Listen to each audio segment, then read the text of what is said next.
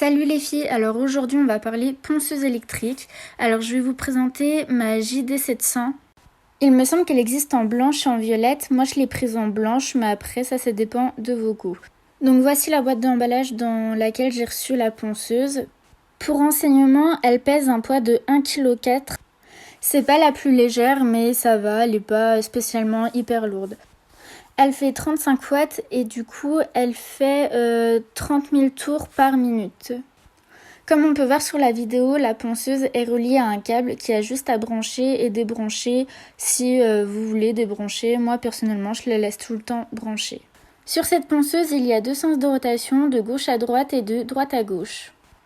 À savoir que si vous achetez cette ponceuse électrique, elle est vendue avec un jeu d'embout, dont un embout Emery, il me semble, je sais plus, je me souviens plus très bien. Et également le petit support pour poser la ponceuse. Si je peux vous conseiller, vous fiez pas au jeu d'embout qui est vendu avec la ponceuse.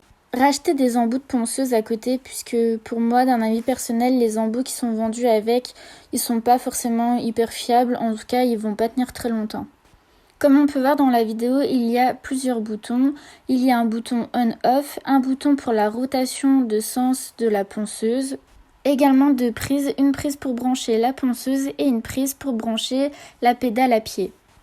Et puis bien évidemment un bouton qui se coulisse du minimum au maximum pour gérer la vitesse de la ponceuse.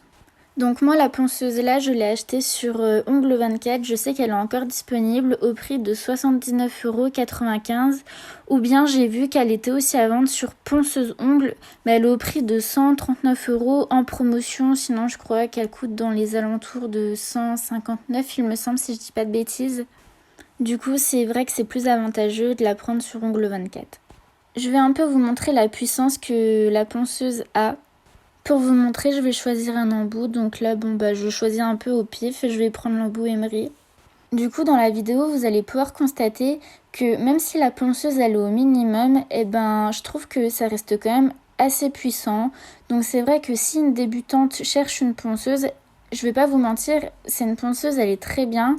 Mais je pense qu'il va falloir un peu d'entraînement puisqu'il y aurait quand même facilité de blesser une cliente. Surtout si vous travaillez les cuticules, moi je pense que c'est toujours mieux de s'entraîner sur soi-même avant de passer aux clientes, bien sûr si on est débutante et qu'on n'a jamais manié une ponceuse.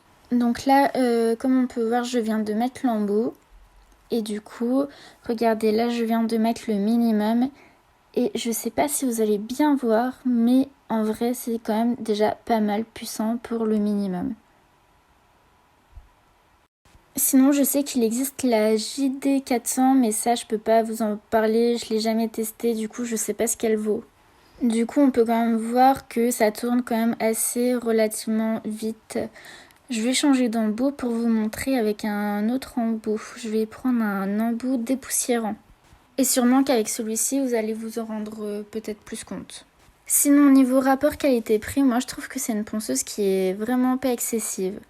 Donc là, on peut voir que j'ai pris l'embout dépoussiérant. Du coup, je vais mettre un peu de puissance. En mettant cet embout, je pensais qu'on allait voir un peu plus la puissance, mais apparemment non.